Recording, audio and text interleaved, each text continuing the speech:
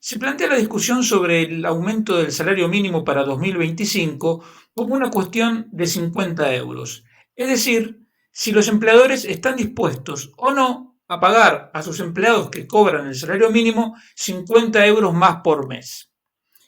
En un contexto normal, uno podría pensar que se trata de un error plantear así esta discusión. En este caso, yo apostaría porque no es un error, porque en realidad es un intento de presentar a los empresarios españoles como unos avaros miserables que son tan egoístas que son incapaces de ceder de buena gana apenas 50 euros de sus supuestamente enormes ganancias. Vamos a poner las cosas en contexto. En primer lugar, hay algo obvio pero que normalmente se olvida, y es que el 93% de las empresas españolas son microempresas que tienen en promedio dos ocupados cada una. Entonces, la empresa típica española no es Telefónica, no es Inditex, no es el Banco Santander. La empresa típica española es una peluquería, un bar o un despacho de abogados. Y además, el sector de las microempresas no es el sector más pujante de la economía. En diciembre de 2024 había 11.300 microempresas menos que 3 años antes.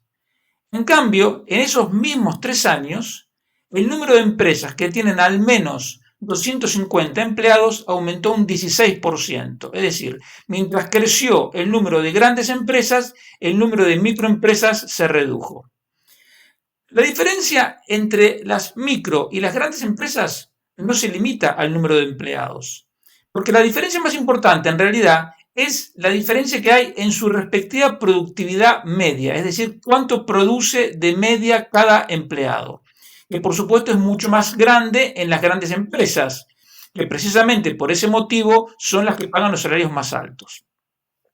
En este momento, el salario medio en las microempresas, que son las empresas que tienen menos de 10 empleados, es de 1.650 euros brutos, pero en las grandes empresas es de más de 2.300 euros por mes. Por lo tanto, los 1.184 euros que el gobierno plantea para establecer el salario mínimo en 2025 equivale al 72% del salario medio de las microempresas, pero al mismo tiempo es el 51% del salario medio de las grandes empresas.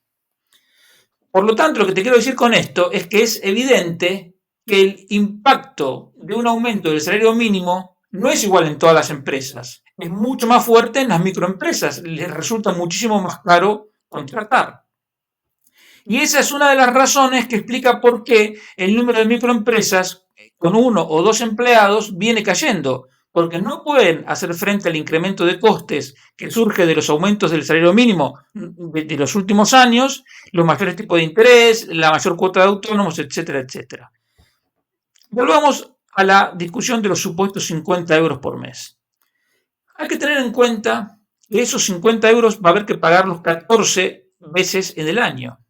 Y además hay que añadir las cotizaciones sociales. Y además hay que añadir el mecanismo de equidad intergeneracional, que es un incremento adicional de costes de las cotizaciones sociales que se inventó el exministro José Luis Escrivá, que ahora está al frente del Banco de España. Entonces, si tenemos en cuenta las 14 pagas, las cotizaciones sociales y el mecanismo de equidad intergeneracional, veremos que no son 50 euros, sino que son 943 euros anuales más por cada empleado que cobre el salario mínimo. En 2016, el salario mínimo era de 655 euros.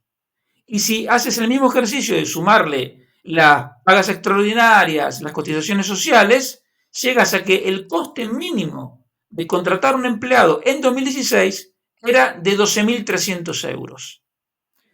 Si en 2025 el salario mínimo pasa a ser 1.184 euros, el incremento con relación a 2016 sería del 81%. Y el coste mínimo, sumando otra vez las cotizaciones sociales, las 14 pagas, etcétera, sería de 22.300 euros. Es decir, el coste mínimo de contratar a una persona en España pasó en los últimos 8 años de 12.300 a 22.300, un incremento de 10.000 euros anuales por empleado desde 2016. Entonces, no son solo 50 euros, es la acumulación de los incrementos desproporcionados que se han hecho sin tener en cuenta lo dispuesto en el artículo 27 del Estatuto de los Trabajadores, que dice que hay que tener en cuenta la inflación, la productividad, el contexto general de la economía, y ninguna de esas cosas se ha tenido en cuenta para decidir los incrementos pasados del salario mínimo, y por eso el salario mínimo, que en 2016 rondaba el 50% del salario promedio en las microempresas, ahora salta hasta el 72% que te dije antes. Entonces, no es un problema de 50 euros. El problema son los 10.000 euros anuales por empleado que el gobierno decidió transferir desde los bolsillos de los microempresarios hacia los bolsillos de sus empleados, pasando por encima de los acuerdos vigentes entre ambas partes. Cada vez que el gobierno fija el salario mínimo sin un acuerdo de los agentes sociales y al margen del estatuto de los trabajadores, lo que en verdad está haciendo es decidir una expropiación arbitraria de una parte del patrimonio de los microempresarios, algo que tiene tanto que ver con la equidad, la justicia o el progreso como un látigo o una ametralladora tienen que ver con el amor.